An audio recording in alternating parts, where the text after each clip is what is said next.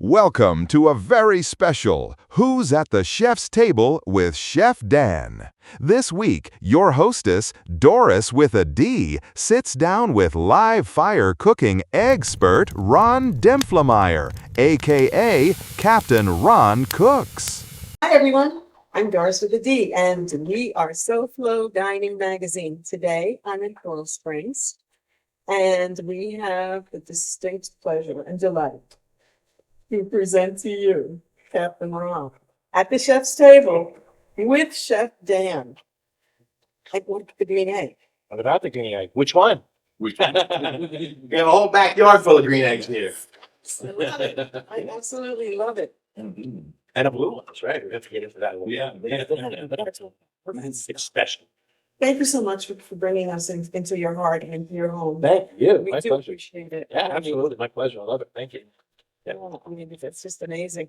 We want to know, like, how you got started and everything. Like, when did you know that this is what you wanted to do? Well, it's kind of funny. I never knew that this is what I wanted to do, really. I've always had a love for cooking. My grandma was a great cook. My mom was always in the kitchen cooking, and I've always enjoyed helping them out and working with them. I got into that. Then I managed a pizzeria back in New York in high school, and then life took over, and I got other jobs and things. And then they say at like 35 years old, men have to do one of two things. You have to get deeply into World War II history or get into smoking meats. I took the smoking meats route. So here we are today. Good choice. Yeah, I thought so. But you said you were born and raised in where? I was born in the Bronx, but I grew up in Hop Hog, Long Island, down Suffolk County, Long Island. Very nice. Yeah. Very nice. I'm sure we have some people out there that from both those places. I have Hopkins. I think I saw there's a picture of you online in the pizzeria. Yeah. Yeah, Yes. actually. Yeah, I think you saw that. Oh, yeah. A couple of years ago, that one was Not too long. 86. Okay, yeah. Not too long. Yeah. Yeah. Oh, Yeah, that's where my love, No. my love for cooking really developed there, because there's something about creating something with your own hands, taking it out of the oven, handing it to somebody, watching them go, oh God, yeah. Oh, that's good. And to me, I love it. Love it. Now, if you like regular chefs, Yep. you say, we're talking to you. Yeah. Like- Usually, yeah, they're Like, like, we talk to chefs all the time, like whatever restaurant that do there, and one of the questions we asked them, like, what's your go-to? And 99% of the time, it's what they had, right. because people don't get it. We see this every day, all day. Yep. So I'm gonna ask you, what's your go-to for a snack? For a snack or for a meal? For a snack. For you, for a Snack snack. it around, you wanna grab something, what would you grab? I'm a potato chip guy. I just am. I'm a potato chip guy. That's salty bite. You can't just have one. I can't just have one. yes. I have to put some in a bowl, bring them out to the couch and watch TV, because otherwise the whole thing is gone. Yeah, we have something like that. Yeah. We call it, don't buy potato chips. Don't bite. I can't. Is that one word? I think it was last week, I was doing my editing of the videos, and I had the bag, I went over to her, she's next door, and I said, they're here, get this, somebody put this in the house. I don't know why it's in there, get them out of here. Please, I My weakness is I'm a miser. I like my money in my pocket. So I'm like, okay, no snacks this week. And they go in, they got a BOGO, buy one, get one. Oh, You can't, you can't just leave those potato chips on the shelf there. You have to bring them home and treat them with love. I know, right? They play with your heart, don't they? Yeah, that's cool. but, no, one of the other questions I was gonna ask you is, okay, so she said, how do you like it? Yeah. How did you get into being an influencer? Mom. Well, that's really an interesting story. So I had a job where I was traveling a lot. I was gone 2 to 3 weeks out of town, missed school plays, assembly, you name it. But so I spent a lot of time in hotels. I always loved cooking, and sitcoms and stuff just don't really do it for me. So, but sit there and watch cooking channels. So we started. Like I said, I wanted to get into smoking meat, so I had this other smoker for a little while. But I always wanted a big green egg. So one year, my parents bought me a big green egg for my birthday, and started cooking on it. And then we went to what's called an egg fest. It's a gathering of big green egg heads. They all get together, they serve samples. So we go to our first one, which I didn't realize was the biggest one in the country. So we go right into the So that's your first one. right, my first one, And we started serving food, and everybody loved our food, and everybody said, "Man, this is great. We placed really high and everything." And my daughter said, "You should make an Instagram, Dad." And I said, "You know what? You're right. You should make me an Instagram, daughter." So she put it together, you know, and I started posting pictures and, you know, I love Big Green Egg. So it was all Big Green Egg centric. And, you know, after a while, it just started taking off. And people liked what I was doing. I was sharing with you before. I put some dad joke humor into my posts and things, and it just kind of took off. And Big Green Egg reaches out and wants to vanilla sponsorship in this company and that company, and just one thing led to another. And here we are sitting here together in my backyard now. Oh, isn't it like 50,000 followers? Yeah, Instagram, we have just over 50,000. That's Twitch. And, you know, Instagram's a funny thing, you know, because guys that I came up with, we started around the same time. Some of them have 3, 4, 500,000 followers. But I can say this, is that every one of those people that have 50,000 followers all went, I want to follow this guy. You know? We have an opinion on, Yeah. on Instagram algorithms and numbers and followers. Yeah. We could share that over there. Yeah, you know, so There's a thing Doris will say, there's a thing between organic and more. Right. It's two different. So yes, 50,000 is humongous. yeah, you know, and I'm very proud of that. I really am. You know, don't get me wrong. I've taken place in some giveaways where it afforded me 2,000 followers. You know, so some of them, you know, I had some spikes or like that and everything like that. But yeah, pretty much it's been all organic, which I'm very proud of that. Should be necessarily, you know, I try and keep it. I try and keep my stuff reality based. You know, I have a certain skill set now. I want to share it with you. I want to teach the world how to cook. I want to teach the world how to sit down and enjoy a meal together. So that's I think that's part of what's really helping me grow. How does that make you feel? It makes me feel unbelievable. It makes me feel so special. You know, I mean, so years past, I had this monster ego. I couldn't fit my head through the door, you know. And I'd love to tell you how great that I am, you know, but it's so different with this. There's so much humility that's come into this because it's a genuine love for what I do. You know, I love to do what I do.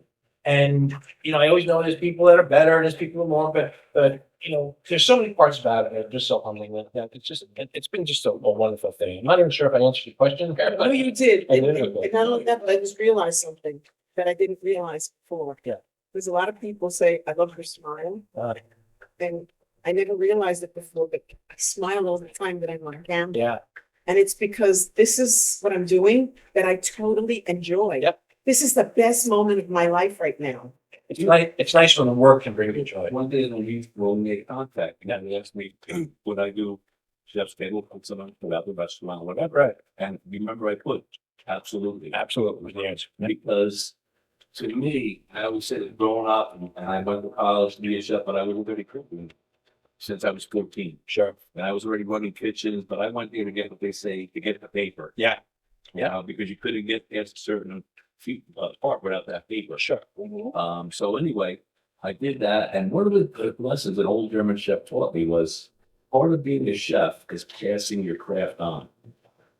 So like when I watched your videos, that's the sense I got of you. Right. So when you said that, that's why I said absolutely. Yeah. I mean, I think I had told you, I loved the video when you did, when your daughter had a phone. Yeah. And you did the video and it was so simple. Yeah. You know, you roasted it as squash. Yeah. A winter squash, the pumpkin maybe. Yep. I forget which one. Yeah. One of the big ones. Yeah. You roasted it, you blended it, you made the mirepoix. Yep. You know, your stock. And I was like, wow, man, this is awesome. Yeah. I want to do this. Well, you know, it's funny because one of the things I really like to do is I like to take meals that are traditionally cooked inside and bring them outside and adapt them to the grill. Like Nice. that, you know, butternut squash soup. Well, yeah, sure, that's a normal thing, you roast squash. But to take it out there and put it right in the fire and let the fire cook it like that, and you get that little charred flavor from it, fantastic. Just it's a whole Not other, intended. yeah, it's a whole other level of you know, it's very, you know, let's face it, you know, live fire cooking, it's the original way of cooking. But I was even watching your technique, what you were doing. Like I said, I saw you make a mirepoix. And I'm like, wow, he knows that. Yeah. You know, like but your average person wouldn't do that. Yeah. It'd be, you know, the power. Yeah, oh, yeah, exactly, yeah. And that's why I was like, oh, he knows what he knows, what he knows. Well, you know, Is that what they mean when they say near point? yes, yeah, boy. Yeah. Oh, wait, I'm sorry, mirepoix. It's, equal parts celery and carrot, and then you mash that up with onion. Right. Unless you're from Louisiana, then you gotta put green pepper. With that nice, That's a treat. that's the Trinity. Exactly. There you go. So, and if you're Spanish, we got sofrito, Yeah. which is the garlic, onion, and pepper. Pepper, yeah. Yeah, every nationality has a little. Absolutely. Well, when we're done here, we're gonna have some chimichurri with our steaks. Woo-hoo. Yeah, now I see that you put that, you know, you think you can cook everything on the grill. Yes. what is your favorite thing to cook on the grill? It could be basic. What is your favorite? I'm a beef cook. I love cooking beef. I just love it. You know, one of the things, you know, you asked what made me get into this, what made me get into smoked meats. Well, one of the things that originally got me into it, driving down 95, there was a big Ruth's Chris billboard. And it had a picture of a filet mignon cut in half. And it was just dark around the very outside. I mean, the very outside, just the seasoning, you know, and just pink from coast to coast, you know, edge to edge pink.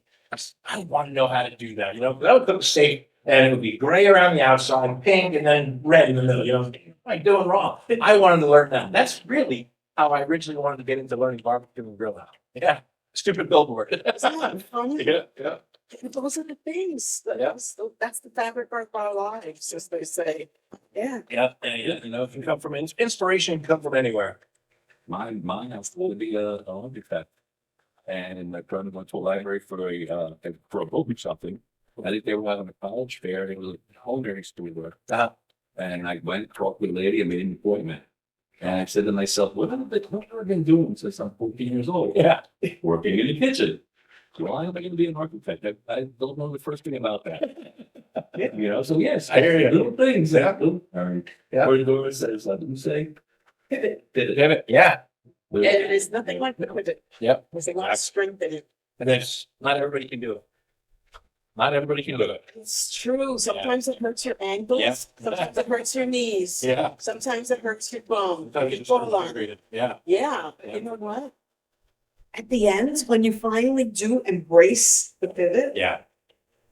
you expand, you grow, It's Yeah. unbelievable. Hey, I went from being a traveling salesperson to a social media barbecue guy. I know all about it. Trust There you me. go. There you go. You're a pivot king. That's right. and we talked a little bit about when we met here. Yeah. Talk a little bit. So some of the questions going to be, I had asked you, charcoal or propane? Charcoal or what? Propane. I don't know. Cooking over. I don't know what that is. I'm sorry. What's that? All charcoal, all wood, all the time. And, you know, Now, you know, it's the flavor. for me, you know, that's for me. I also try and stress to people because, you know, I'm a big green egg. And that's, I have other grills, but I have a big green egg. People come to me and go, oh, I love to, but I cook on this, but I cook on this. Don't ever say but, you know. I don't care. I tell those people all the time, I don't care if you got a steak in your hand and you're cooking it over a big light. If it comes out well and you're happy and your family's happy, that sounds like you're doing it right. Oh, you know, so I'm not like a grill snob. Yes. Do I believe big green eggs are the best? Absolutely. Is it right for you? I don't know. I don't know what you do at home, you know. Right.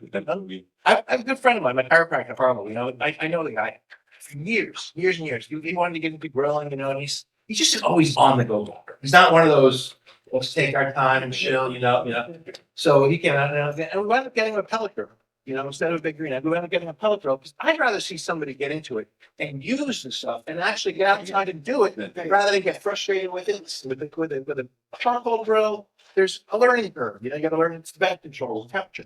You know, with these other ones, you can call it pellet grill an easy bake up. You know, that's, I'm just saying that because then people can relate to it. You basically set it, you pour some pellets in this hopper, and it smokes and eats, and it cooks like that. You know, so they come out well too. With, you know, green egg or other grills, there's a little bit more process. When I looked into it and I see, I mean, the surrounding one, you probably have a more controlled heat of the surrounded heat. I mean, that's Absolutely, absolutely. And the nice part too about these things being ceramic is that they're made to hold the heat. So like I can get my vent set so that I can get it going at 250 degrees, right? I'll put that brisket on at 10 o'clock at night, close the door and go to sleep. Wake up in the morning, that thing is still burning at 250 degrees without, yeah, it's amazing. Yeah. Yeah, it is. Yeah, it's basically a charcoal level. I mean, like I said, bacon there. I mean, when I saw the surrounding part, I was like, bacon there. Absolutely. I mean, that is like, Yeah, Lynn, she's a big baker. Lynn's a big baker. We made cheesecakes in there. We made cookies. We make breads. You name it, we've done it.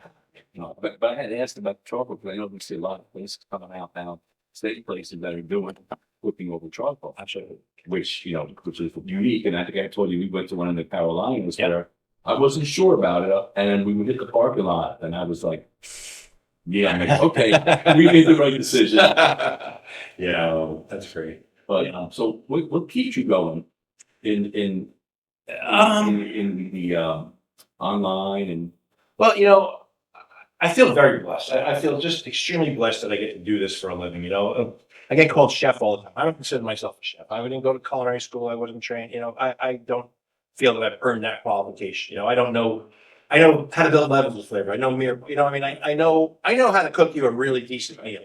But, you know, to compare, you know, like someone like Bruno from Lavelle, that's a chef. Yeah. You know, I'm a damn good cook. You know, is the way I look at it. You know, so that's kind of I lost track of what the question was. What keeps you going? Oh, it keeps me going. It's just that love. I have a love for cooking. I have a love for grilling outside. I love the process of doing it. And you know, there's you know, I was talking about that ego. It's still there a little bit, you know. But like, I'll go out and get ready to fly somewhere. A couple of weeks ago, we were flying out somewhere, and Lynn and I, my girlfriend, were sitting there in the airport, and this girl comes over. She goes, we were watching across from us. They kind of giggling. She goes, "Can you plug my phone in?" Our Jack started working over there. I said, "Well, it's going to cost you $1." She goes, "Well, then we're not going to watch any more of your YouTube videos." I was like, "Oh," you know. So you know, but then we turned into a conversation. She's like, "Man, my boyfriend, he couldn't get it right. He watched some of your videos, you know, and he goes, now he loves cooking." So that right there keeps me going. You know, it's yeah, it really is. So it's fun. Yeah, no doubt. You get the same, what people say, hey, you know, we're in festival, which is no longer around. Yeah, I know. And I think it was right after COVID. Or was it? Well, I think we had the mask on. Yeah, we did. And a gentleman came running up to me, you. And I was like, what the Going in. You're the man throwing his life over the food guy. She goes over, she goes, SoFloDining. So, you know, it makes you feel good. Let's say they gave you out and say, hey, I went to this place that you recommended. Sure. You know, I mean, our recommendations aren't always perfect. You know, it's like you said, it's our taste. Sure. But yeah, it makes you feel good to know somebody's watching and somebody is learning, no doubt. So yeah. Chef Dan and Doris WithaD would like to thank you for watching this special Who's at the Chef's Table with Chef Dan. We would also like to thank Ron Dimpflmaier, aka Captain Ron Cooks, for joining us at the chef's table and grilling up some great steaks. For more information, search Captain Ron Cooks on Facebook, Instagram, TikTok, and his very informative and educational YouTube channel. This has been another SoFloDining production.